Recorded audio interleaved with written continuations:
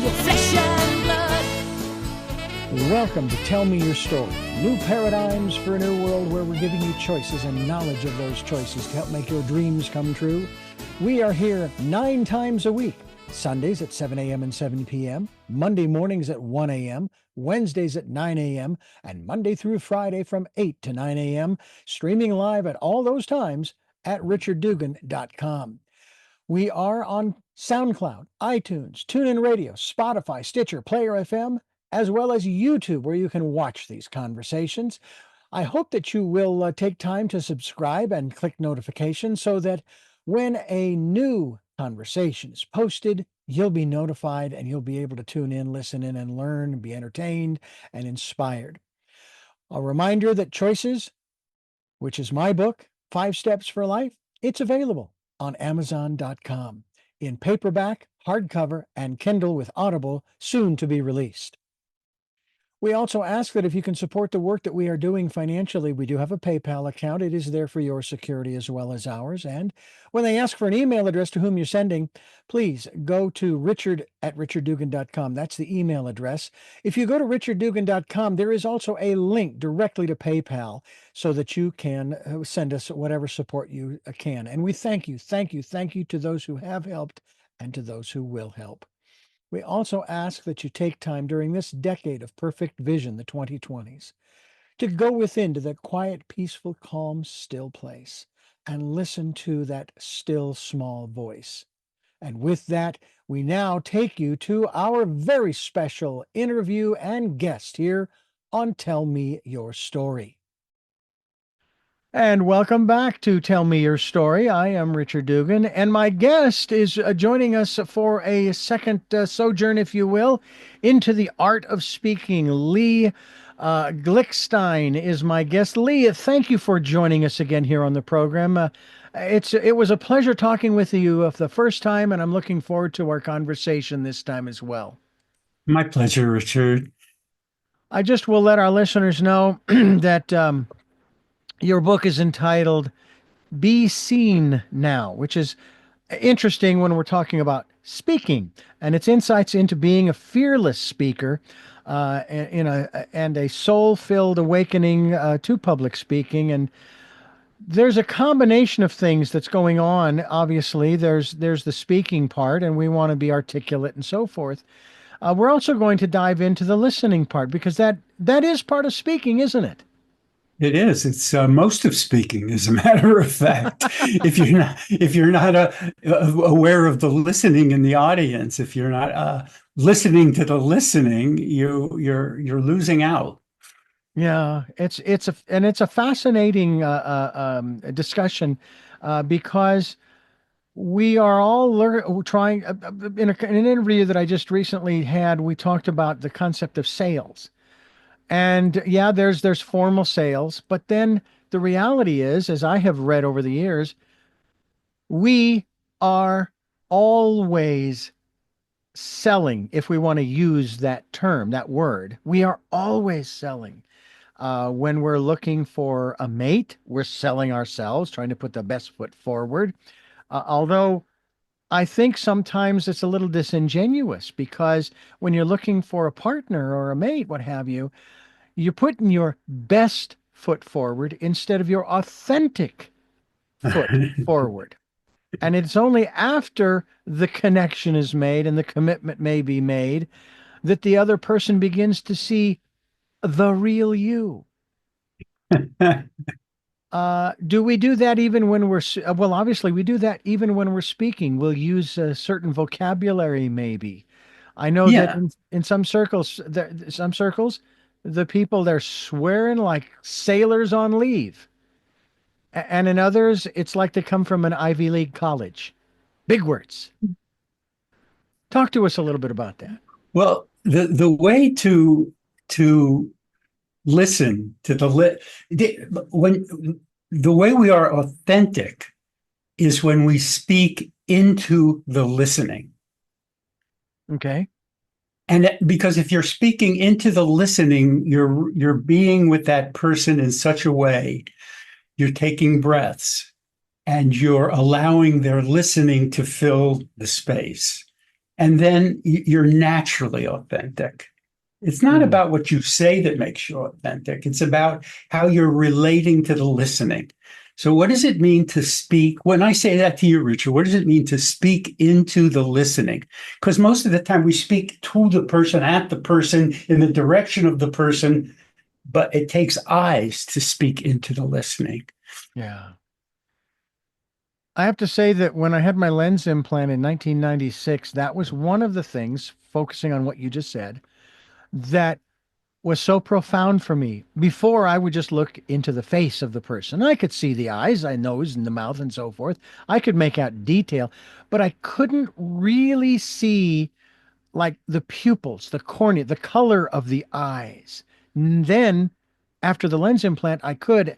And I actually made it a point, and there's a fine distinction here between looking you in the eye versus staring or glaring. There's a big Right. difference. Mhm. And that is something that is obviously easy to do if you're one on one or you're in a small group of people. You turn your head to the other person who's speaking and you look them in the eye, or you speak to each person and you look each one of them in the eye. But if you're in a big auditorium, that's kind of hard to do. You're looking at the audience and you kind of move your head around, they say, to kind of glance this way and that way. So everybody feels included in what you're saying. Well, that's not how I see it, though. No, I, please. I see that a huge audience is absolutely intimate.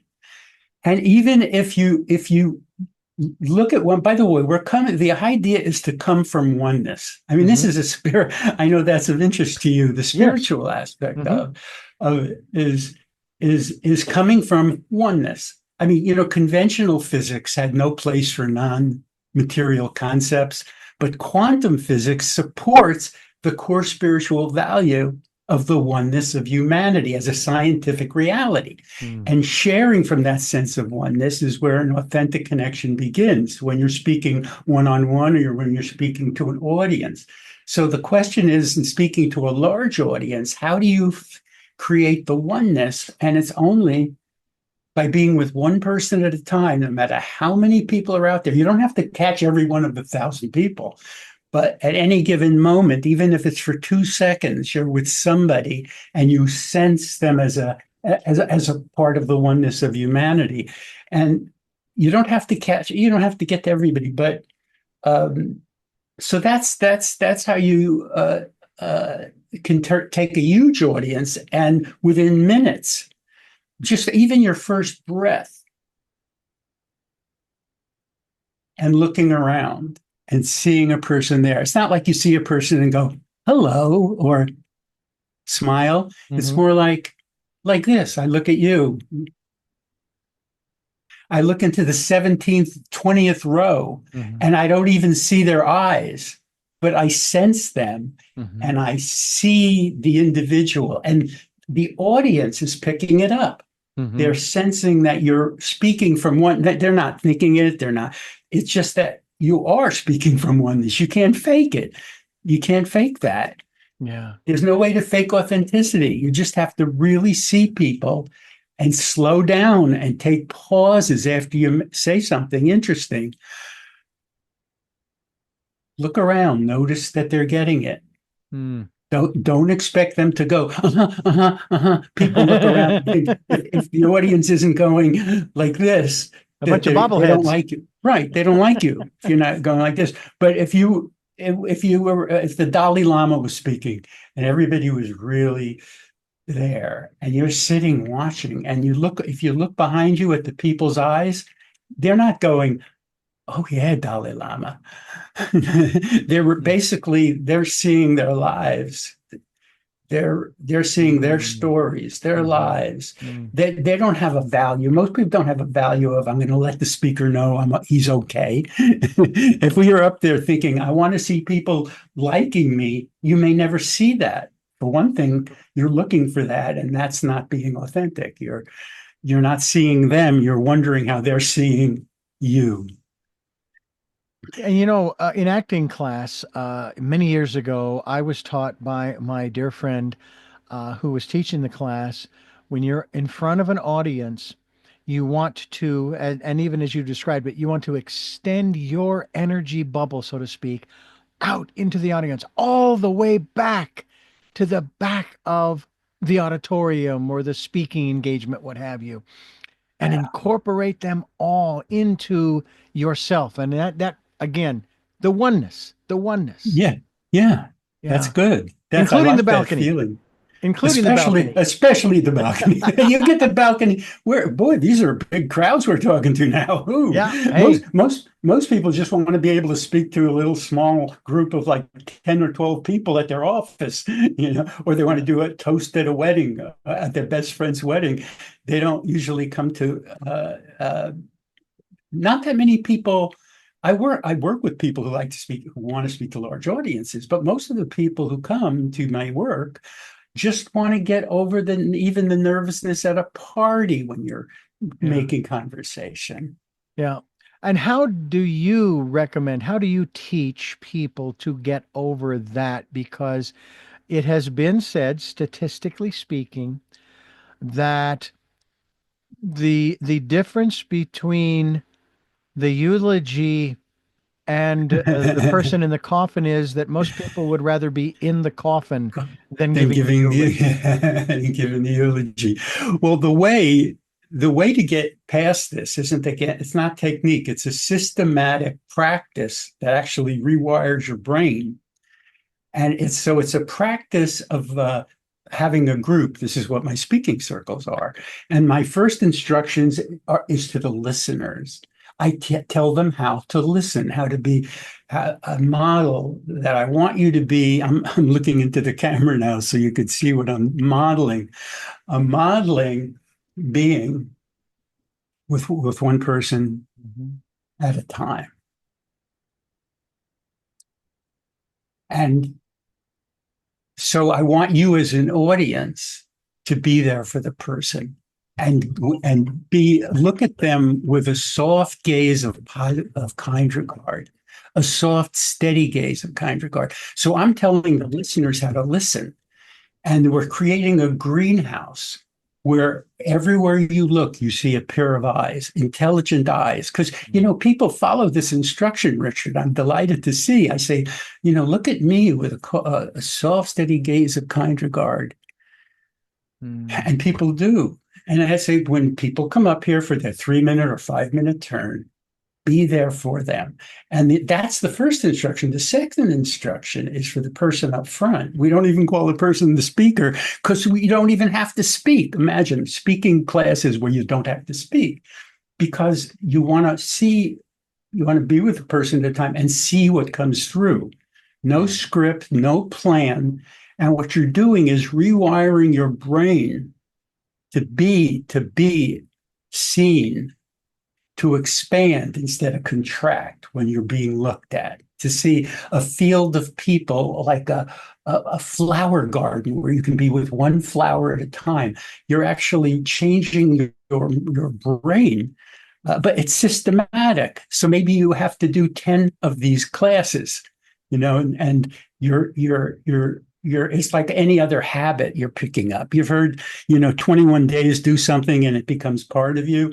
It's like a systematic rewiring. It's not actually rewiring. You probably know a lot about neuroplasticity, Richard, about how the brain has such a capacity to the brain matter. Yeah. So we were like, I was from a very young age, my brain was wired for when I was looked at to contract. Thought I turned that off. To control, I was wired to contract and be anxious when people looked at me because I wasn't getting good stuff at home. Right. So I go into the world and I'm in front of a group and I'm contracting. When you practice systematically with an audience of conscious people who are going to give you good listening, you get smarter. You look around, you say, at first you're scared, and then you start to breathe, and you see nobody's even telling you have to speak. Nobody's giving you words. Nobody is giving you prompts. Nobody's asking you questions. So what do? You start to find a way to talk about what's going on for you. And you become comfortable with a group, and you're actually what I did. I'm creating, I mean, I didn't physically feel it, but I know that I'm creating new wiring. The old wiring doesn't leave. We still are able to go back to the old wiring because Mhm. it's hardwired. But the new wiring of when people look at me now, I expand and I feel joy. I feel pleasure. Then it change it, you're able to walk into a new audience and you're on the I call it the freeway break where your new wiring is being used. And then sometimes then you'll come into a place where, uh-oh, I just regressed. I'm scared again. No, you just went back to the old wiring. And the cue to get it back into the new wiring is stop talking, find a person, take a breath with them, Mm. see who they are. And then suddenly you're back on the new neural pathway. This is fascinating for me. This is a conversation we're having about Lee Glickstein's book, Be Seen Now. Reminds me of one of my guests some time ago. I'm hoping to have him back again. He calls himself the Nowist. And I love that. His name is Billy Mandarino. He's a local resident here in Santa Barbara and fascinating. And of course, you're speaking about be seen now as we continue here on Tell Me Your Story. I'm Richard Dugan, and we're here with Lee Glickstein. Lee, I remember when I first saw your name, I'm going, okay, how do I pronounce this? I mean, Glickstein. And do you know that a good friend of mine, I do consider him a good friend, who, by the way, just happens to be Jewish, um, gave me a key. He says, all right, you know where it says Steen or Stein? If it's I before E, then it's Steen. If it's E before I, it's Stein. Now, I don't know if that's consistent across the board. And I know we're not sitting here, we're not linguists or anything, but that was a key that so far has paid off. Oh, and after all these years, I never thought of that. I never noticed that. And most people think I'm Glickstein. That's the first thing they read. And I have no idea why. I think it's because of They, the E before the I. well, that now you see it that way. Yeah. That's And, a, and because the I is the second vowel in that section there, that part of I the see. name, it's and again, if I'm wrong in pronouncing it Glickstein, you will correct me. I hope you will. We're talking about be seen now, and we're talking about learning how to speak. Now, what's interesting, Lee, is there is a difference between standing up in front of a group of people and speaking. And I understand there's still the fear, but there's an even greater fear in standing up in front of a group of people and singing because Yes. you are now being even more vulnerable because now you're sharing something that is, I think, even more intimate than just your words. Now you're vocalizing, you are, because if you're singing, let's say, one of your favorite songs that touches you almost every time, you are sharing a part of you that's inside that does not necessarily come out when you're speaking. Would you agree with that? Absolutely. I don't know. Did you know, Richard, that I've created a singing program? Because having cured stage fright for speaking, yes, singing is even a tougher anxiety. And I've cured myself of not, it's not that I sing great, it's that I have no fear of singing in public now Yeah.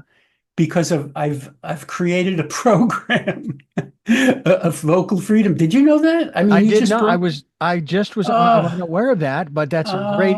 uh, We're connected no. on one level. By the way, there is an aspect of that singing in public Mhm. that is more challenging. I will have my phone set to Spotify to my favorite artist.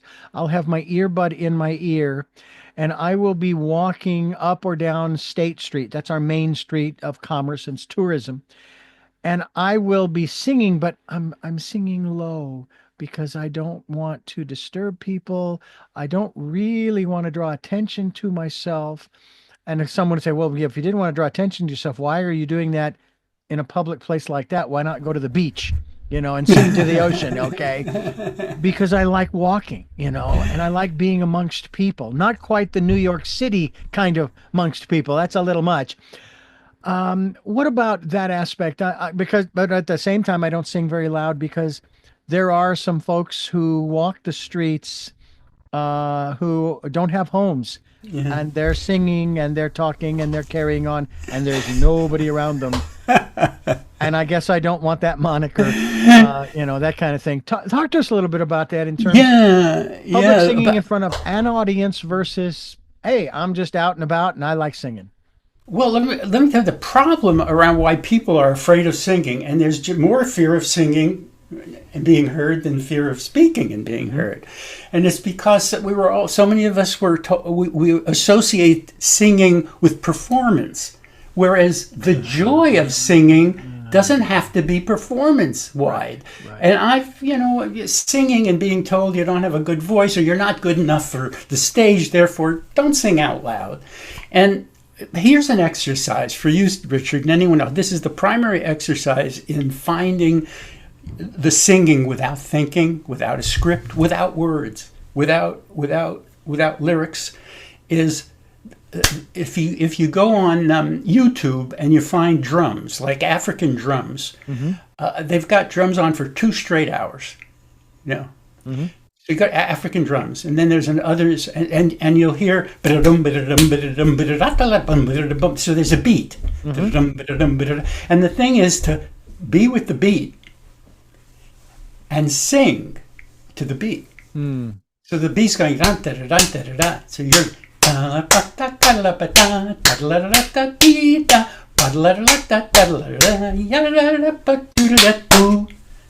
that's the practice of vocal freedom. By the way, you heard the clapping, right? Oh, yes. By the way, ladies and gentlemen, the lyrics to that song took weeks to write. Weeks to write. Weeks and weeks. Almost 24 hours a day in his lonely writer's garret. When songwriters and singers put those kinds of lyrics, just the la la la and the and da da da, it's interesting because Jonathan Goldman he and his wife wrote a book about humming and so forth, and certainly this is part of it, the non vocabulary type of singing that you can't mess up. You just can't. That's right. And people who think I can't carry a tune, I don't know the words. You don't need words. You don't need a tune. You need to honor the beat. In fact, respect the beat. That's going to be the name of my work. Respect the beat. You could do anything. You could be awkward. See, people feel uncomfortable in their bodies. I've grown up feeling uncomfortable in my body. And so on a dance floor, even, those dance jams where people are dancing themselves. Yeah. And there's interesting new age music. Free flow. Free flow. But I feel like awkward in those situations because I don't got the moves that they have, right? But if you're with the beat, you can, so you be awkward, but as long as you respect the beat, it feels good. And people may think, ooh, he's not a good performer, but the hell with them. Let them try it without the words and without the song, just the beat. I want people who feel uncomfortable in their body to be able to move their body awkwardly as they are, and to practice being okay with that. Yeah. I think another great technique too is close your eyes. Don't look at anybody else. I had an experience when I first met my present wife. She did what she referred to as the practice, and it was Tai Chi. And I went with her to this one gentleman's house, and we went into his backyard. It was beautiful, green, soft grass. And we were all standing in rows, 2 rows or what have you. The instructor, by the way, or the teacher, his name was Sunyata Saraswati. He was the co-author of a book called Jewel in the Lotus. He and a woman by the name of Bodhi wrote this book. So he's there, and they did start a little music, but it was very soft, more etheric than rhythmic. And they were doing Tai Chi, which I had never done in my life. And of course, I'm looking over to the people to the sides, and okay, so let's see, how am I supposed to? And he came over to me and he said, "Stop." And everybody else was still doing their thing. He says, "Don't try to follow them. Yes. Just let the music Yes. flow through you, and let the music take you and move you however it moves you." Yes. That took the whole, from my perspective, the whole performance aspect of matching everyone. It wasn't a choreographed event. This was every person was there doing their own thing, and they weren't even in sync, and it didn't matter. I know. Because they were doing what they referred to as the practice to recenter themselves, to get closer, say, maybe to the divine. It might have been meditation for them, whatever. Yeah. I have to tell you, I think that's a real big thing. It is. Well, Richard, I'm up here in the Bay Area, and we have all this dance jam, dance-free, new age stuff, and I've done those things. And the idea that see where the music is coming from, but I would still look around and notice that I was comparing myself to others and copying people. So in a sense, that great idea didn't work for me, but it is absolutely right. Yeah.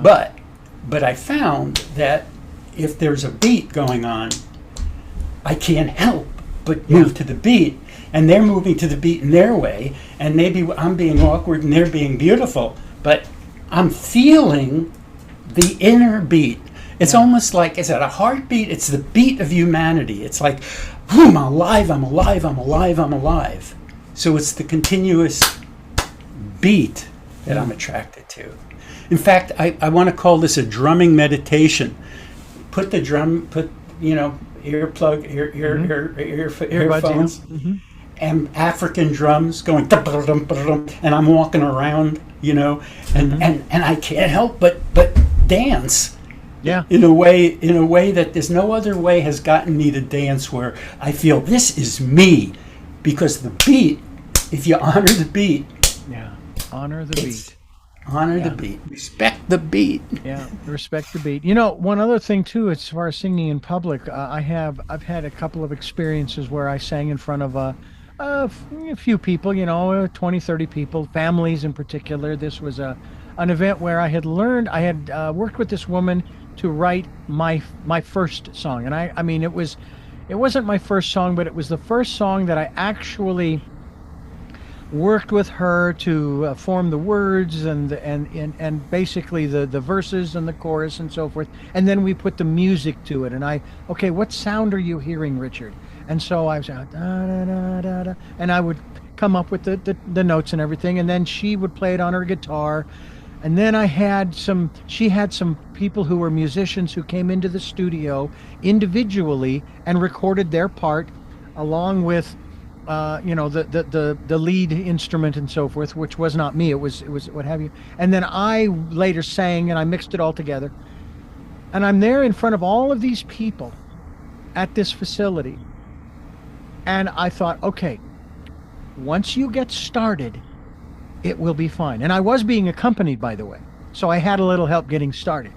And once I got started, I was able to get into it, and it flowed.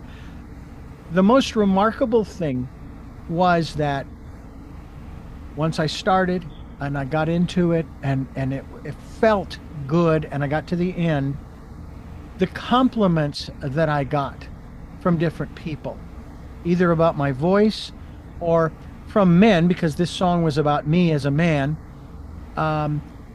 who said, yeah, I feel the same way in terms of what I was singing. The song is, I'm a good man doing the best I can. Wow. And that's kind of the technique that I took even in acting, because I was in two performances over 2022 and 2023 with a local group, at Christmas time. It was the second year, the 2023, where I was actually singing to the other actor, but obviously to the audience as I'm walking across stage. So I'm, in addition to choreographing, I have to remember the lyrics. And so I was so into the moment, I started to tear up.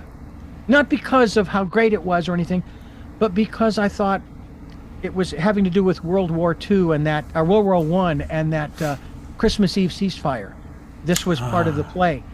And I was so touched because I'm walking towards this German person and I don't want to fight. I don't want to kill this person. And I'm starting to, and it was like, and it felt so awesome. Yeah. It was just incredible. How do you help people to get into and stay in that moment, whether it's speaking or singing before a group of people, so that when they walk away, they can even exclaim that was great. I loved that. And I want to do that again because it felt so good. Yeah, yeah. Well, you can't stay there until you get to that level of mastery. But you keep, the thing is to come back to it. It's like, I think when I'm speaking, I'm coming back every second. It's like you're developing the brain ways that that get you not to judge yourself when you're not there, but to notice and come back. It's the coming back that creates the connection. Yeah. Rather than thinking you always have to be there. So you're up there and you're doing okay, and you tell yourself, "Oh boy, this is going well." But as soon as you tell yourself this is going well, right? You say, "Uh-oh, I just left here to comment to myself on what's going on." Oh, back here, rather than going down a spiral. Oh my, I lost it. So go back to the freeway, to the brain, I keep going back to the neuroplasty. Go back to that new brain, that new pathway. Right, thank you. That new pathway that I've been doing. Yeah, go back to that one. Look around, see. Yeah. We're talking with Lee Glickstein, and we're talking about Be Seen Now here on Tell Me Your Story. I'm Richard Dugan, your host here on the program that brings you new paradigms for a new world. Now, Lee asked me a question before we started. Why do I want him back so soon after already being on? And I said, well, and if the conversation we've had thus far is a good example of why.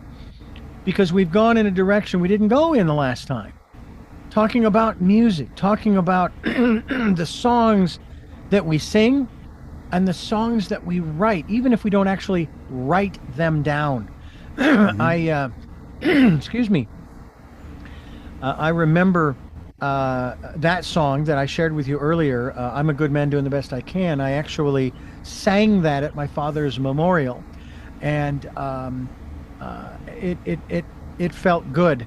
It was really kind of interesting too, and I guess I am one of the loudest ones in the family because I recorded it on Zoom. I have the video. Everybody is so quiet. They're talking so softly because you can barely hear them. And I get up there and I introduce myself. The first thing, my name is Richard Les Dugan. Proud that my father named me after himself, only in reverse. He was Leslie Richard. And then I go into reading my remarks and so forth. And I find it fascinating, Lee, that we are always ad-libbing.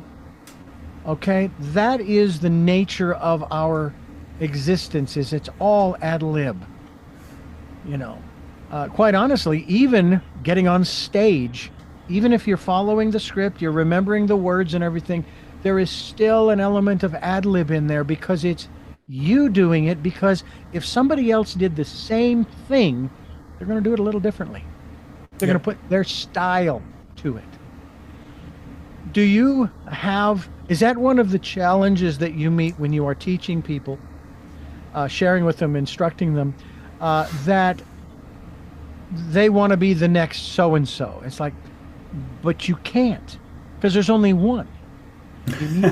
You need to be you. You need to find your style, even if the critics come back and say, well, this person sounds an awful lot like blah, blah, blah, blah. Yeah. That's great. That's what they're hearing, but that's not who you are. Is that at all a challenge with people Well, getting over that? well, here's what I know. When you have groups and you have the freedom to speak and not speak, Hmm. everyone who comes, this is a shock to me. People come and they don't look like they have much to give because they don't feel they have much to give. Ah, But when they take in the listening and they start to say what's really going on for them, everybody is unique and magnificent. Everybody is unique and magnificent. The stories they have to tell when they're not trying to be a storyteller or trying to make a point, they're just in front of the group and something comes up and they start to talk about something in their life that's important, something they're trying to get clarity on, someone in their life who they want to talk about, a situation going on, and then they talk about how they see things and a story about their past. You begin to see that everybody is magnificent. And what we want them to do in the work, in my work, is encourage them to keep coming from that place of connection. And they have to discover that they have something to give. They have to discover, because people, I have this speaking circle. I've got two people in it who've come to like 2 circles each, and they both are magnificent speakers immediately just by being real, not by being orators. Their stories, they're just brilliant. But they both think the other one is really a good speaker. Neither of them knows they are. So I have video. Look at the video. Sometimes it takes a while before they start to say, They say, yeah, they do say I'm more comfortable. But they don't know that they really come across as an authority or as a storyteller. They don't know that. And that's my job, is to help them figure that out. So to go to your question about how do you teach people to be, to think what was the original question? Do you remember? Being somebody else. Oh yeah, Being right. someone else, They discover being themselves is really, really interesting, and that's a natural progression of what I do, rather than trying to convince them. Because boy, people will not be convinced. Yeah. It has to come organically over a period of time. Yeah. I like the way you rewind, by the way. I like that. That's very good. That quick motion of rewinding. I didn't even know I was doing it. By the way, you talk about neuroplasticity. Now, one of the, I believe, pieces of misinformation. Now, this is just in general, okay, about the brain and brain cells, and that is that when one drinks alcohol, and obviously more so in excess, it destroys brain cells. In other words, you lose brain cells. And I'm thinking, wait a minute, no. I was taught that the human body regenerates all of its cells, brain included, every 7 years. You are in a new body every 7 years. So at age 7, you don't have the body you had when you came into this world, at 14, at 21, et cetera, et cetera.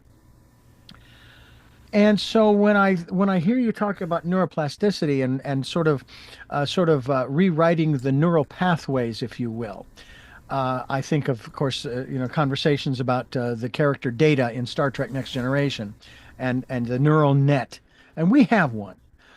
But there are so many different ways of doing that, of rewriting, of creating new paths.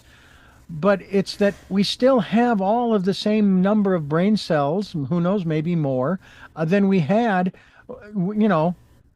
from the beginning, from the standpoint of our functionality, our capabilities, and on and on and on, our involuntary and voluntary functions.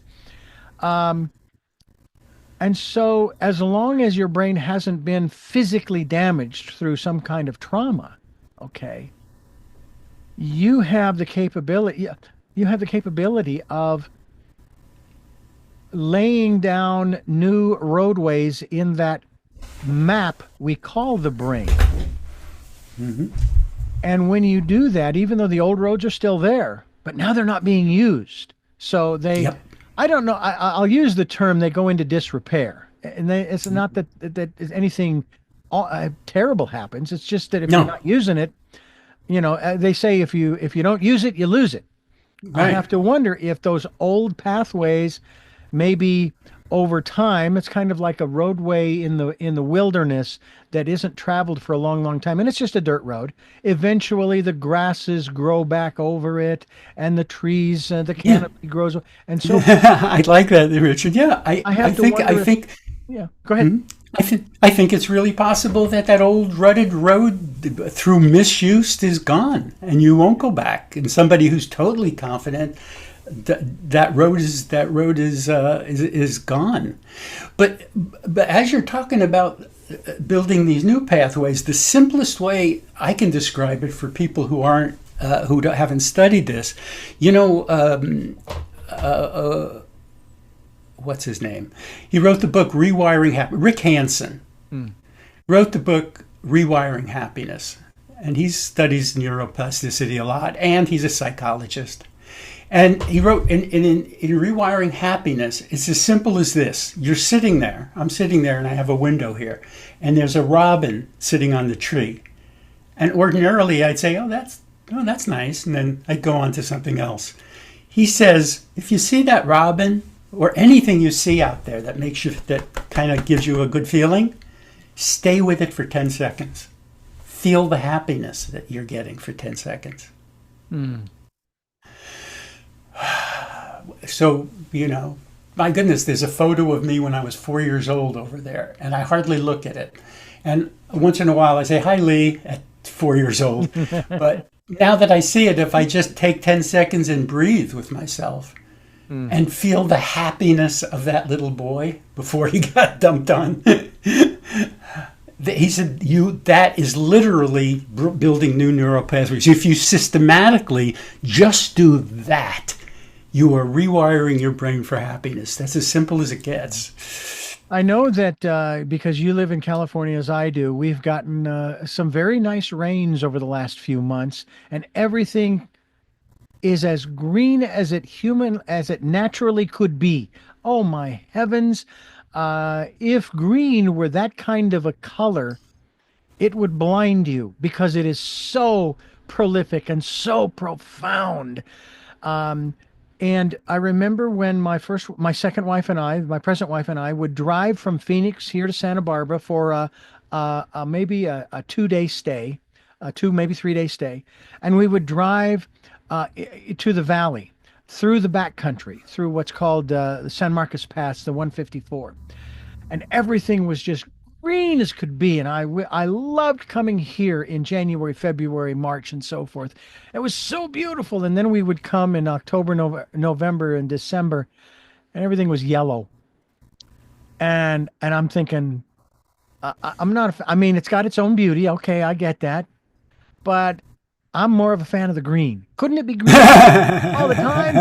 But a matter of fact, I was actually traveling a side road along the freeway in Santa Barbara that was there before the freeway was put in, and then this road stays there.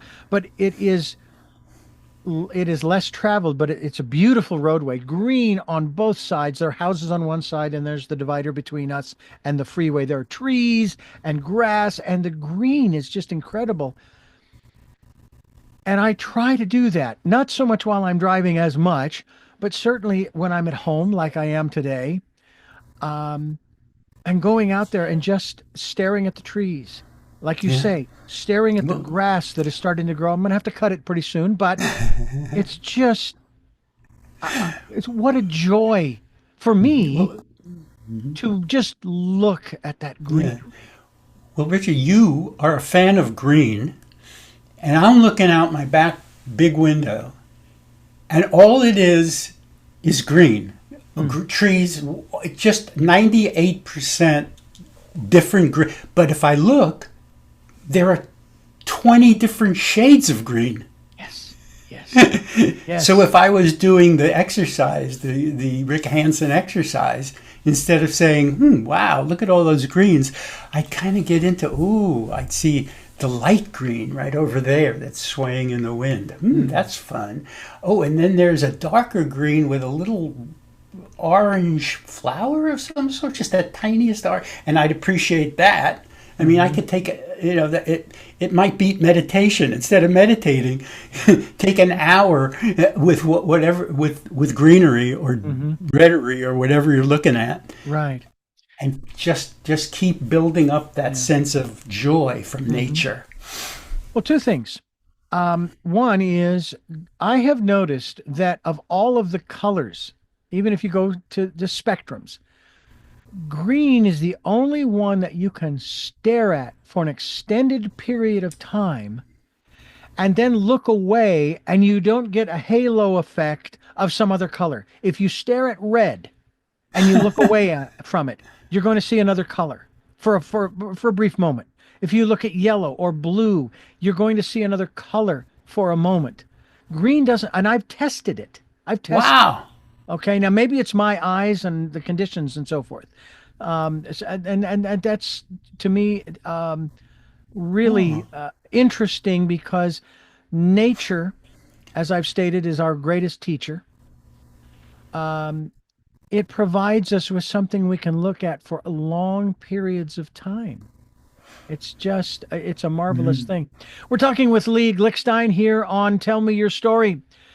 Lee Glickstein is my guest, and I'm Richard Dugan, and you're listening to Tell Me Your Story. And Lee, this aspect of the neuroplasticity, and then, of course, incorporating, as we've just talked about, the color green, and that whole aspect of life. I mean, that's the chloroform. They say the green is the chloroform, okay, that causes this process of, I don't know, photosynthesis. I'm trying to remember back to biology and all that stuff in high school.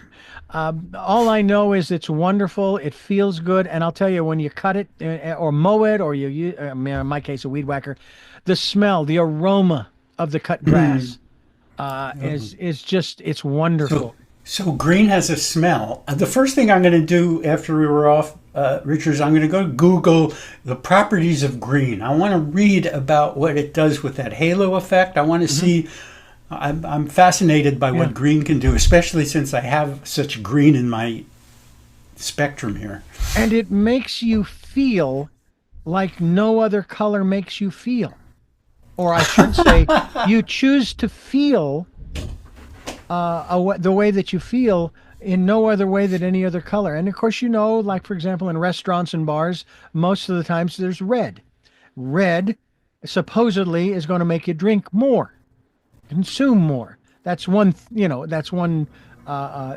I guess. And I'm sure that the other colors will certainly elicit other behaviors and so forth. Getting back to the speaking circles, tell us about them, and tell us how people can get involved in these speaking circles. Are they primarily local, or do you do them on Zoom? I have local ones here in San Francisco Bay Area, but I do a lot of Zoom ones. I found a way to do it on Zoom so you actually get eyes. And so Zoom circles are happening 5 times a week, and that's the best way to get involved. In fact, I'll give you my email address. Lee at SpeakingCircles.com. What I'd like to do is spend 15 minutes with anybody who hasn't worked with me, and show you what we do on Zoom. We meet on Zoom. I have people from all over the world. That's what's so great about my Zoom circles.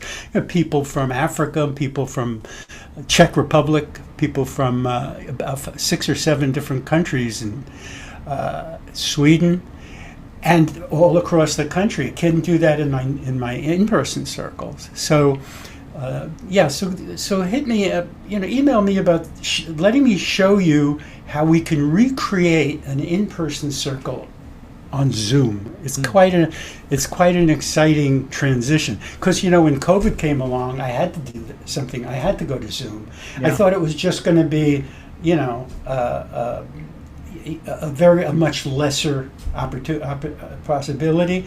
It turned out over the years we found ways to make it as intimate and useful as a speaking circle, as an in-person circle. So that's a way that I can work with any of you. Again, 15 minutes just talking to you. I will not try to sell it to you. I'll just show you what we do. I'm not a sales guy, but I love to show what we can do on virtually. Yeah. That could be very, go ahead. Yeah, the speaking circles remind me of my experiences with Toastmasters, which is got the same goal of helping you to learn to speak in public. Yes. How are speaking circles different? Oh, that's another thing. I have an article comparing them without putting anything down. But it's about more. Toastmasters is a lot about performing, and it's about getting feedback, which sometimes is not useful, because anybody could give feedback. So in Toastmasters, you could say, "Oh, you should talk slower." If I was giving feedback, I'd say it's not about talking slower. It's about talking as fast as you can, as you do if you're from New York, like I am, but being with one person at a time. But some people will get the feedback to talk slower, and then they'll spend their time talking slower. It's not. It could scare that. I have a lot of people who come, and I call it the toast busters, to break some of the habits. Now, that's not to say Toastmasters isn't a wonderful organization for people it works for. People who can fake it till they make it. I can't fake it till I make it. It has to be, and so it's a whole different approach. Instead of a performance approach, public speaking is a connection approach about relational speaking. I might take you up on that 15-minute experience with Would you. you? I appreciate that. Because it's, and then we'll have you back again to talk further about all of this. This is, to me, it's the key to, I was going to say it's the key to survival. It was the first word that came to my mind. And it is, because if we don't find our voice and we don't learn how to communicate what we're thinking, what we're feeling, what we're experiencing in life in a way that gets other people, at the very least, hopefully, excited as we are about ourselves. The phrase has been often used, if you don't toot your own horn, no one else will. And I've also heard it said, if you are not a fan or supporter, if you will, of yourself, no one else will be. And I know that there are some folks who speak, and I love this word, self-deprecatingly, if you will, of themselves. I've worked with people who I heard down the hall in the studio recording, and then when they make a mistake, they are yelling at themselves, profanity. Again, another sailor on leave. And I'm going, would you talk? I often would say to people, would you talk to your friend, your best friend that way? Well, no, I wouldn't. Then why are you talking to yourself that way? And to me, there's public speaking and singing, and then there's self-talk and singing, and they're both valuable. Do you spend a lot of time talking to yourself? I don't. I think I might, but I don't think I listen, so I'm not sure I'm talking to myself. But as you were talking, I was thinking of this woman who I work with, who in speaking circles, she does this extraordinary talks about her children, her 5 and 7-year-old, and tells stories as a mother who's trying not to screw up and going into these.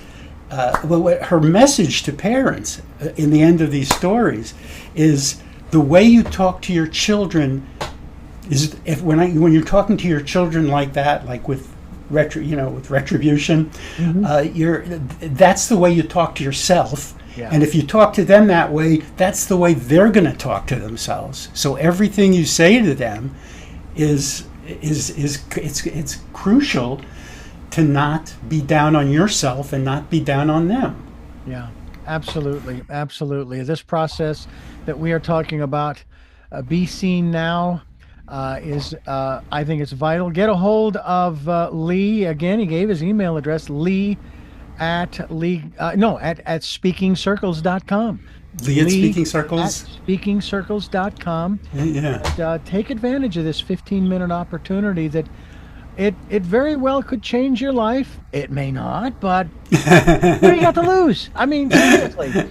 I know, too, that there are things, we even talked a little bit about this before we started. I'm not going to go into the conversation or the subject matter, but there are things that are important to us, okay, that we do need to speak about because, and Lee, help me on this one, if we can speak about some of the things that are of a concern to us and we get it out, a lot of times it minimizes the stress or the frustration or whatever it is that that these things are causing us.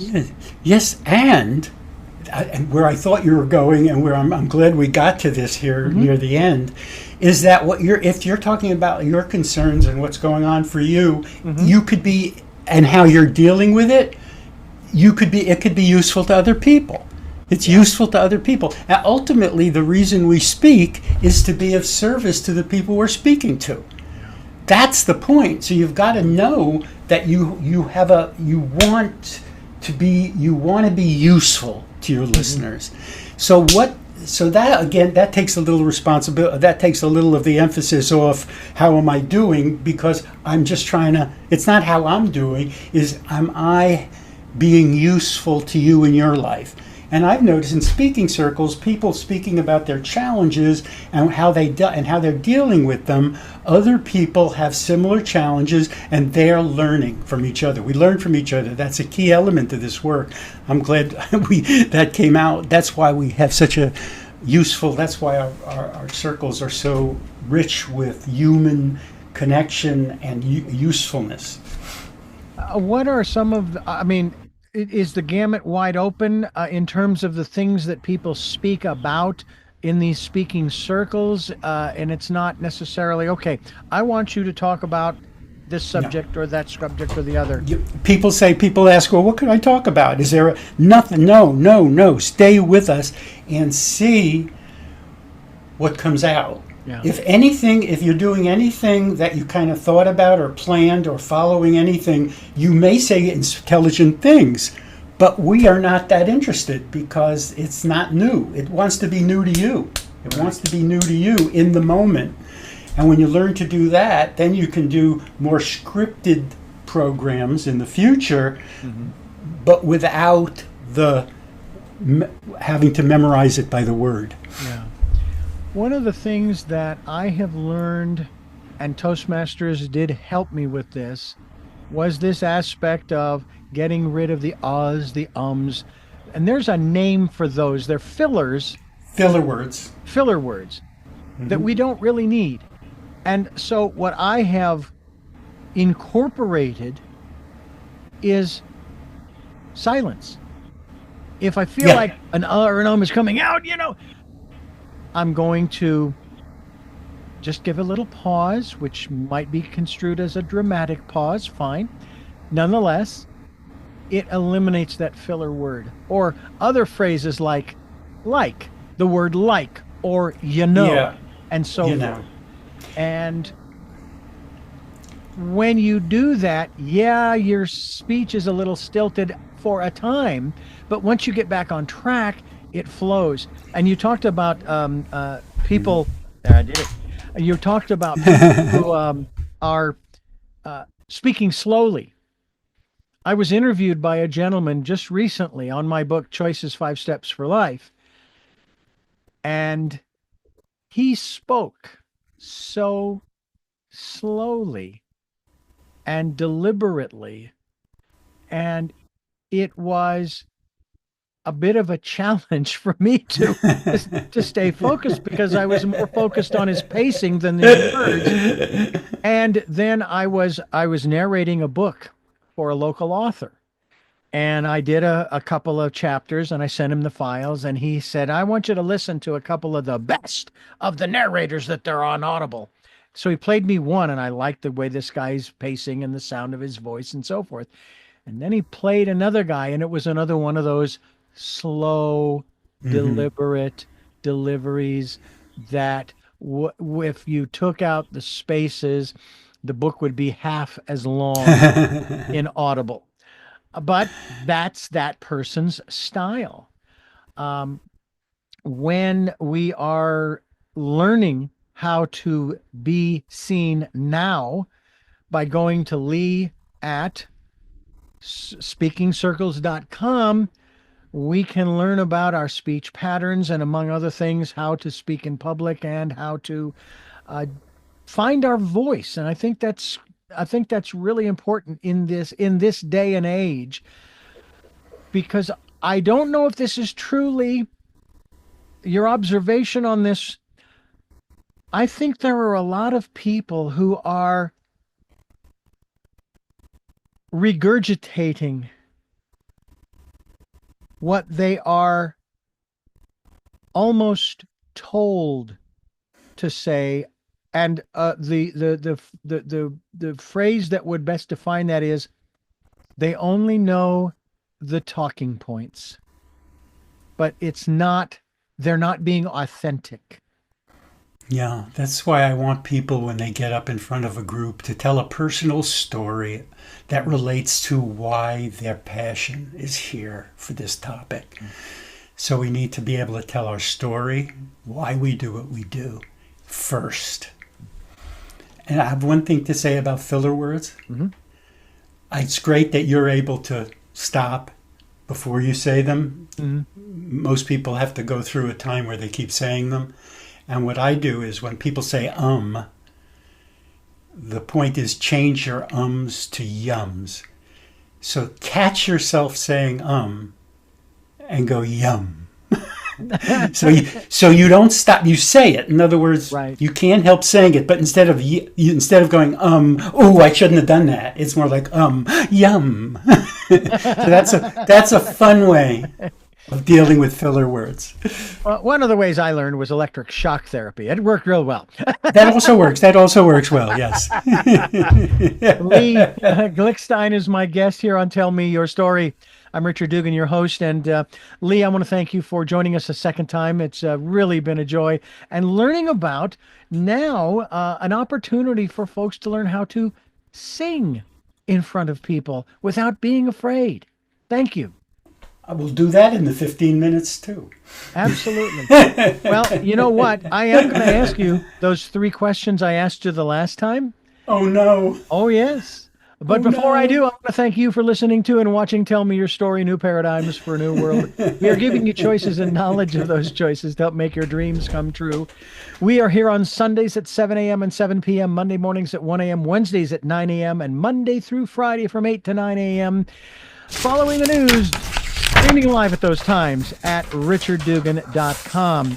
Streaming and podcasting on SoundCloud, iTunes, TuneIn Radio, Spotify, Stitcher, Player FM, Blueberry, iHeartRadio, Amazon Music, and many other locations. We're on YouTube, where you can watch these conversations. I hope you'll subscribe and click notification. Also, a reminder that Choices 5 Steps for Life is available on Amazon in hardcover, paperback, and Kindle, with Audible soon to come. And we also ask that if you can support the work that we are doing financially, a tip would, as we like to call it, if you would like to leave us a tip in our tip jar, it's called PayPal. And there are links to both Amazon and PayPal on the homepage of richarddugan.com. I hope that you will avail yourselves of those. I thank you for those who have supported and who will support. And finally, we encourage you to take some time to go within and listen to that still small voice. With all of that being said, we now move to those 3 questions. I've asked Lee once before, but I'm going to ask again. Who is Lee Glickstein?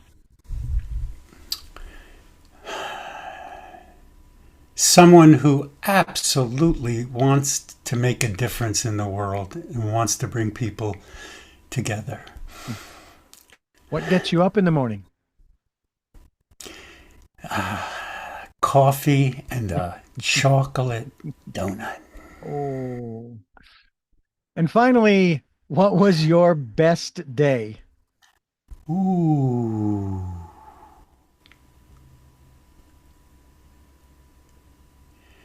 My birth. I don't remember it, but I'm sure that was my best day.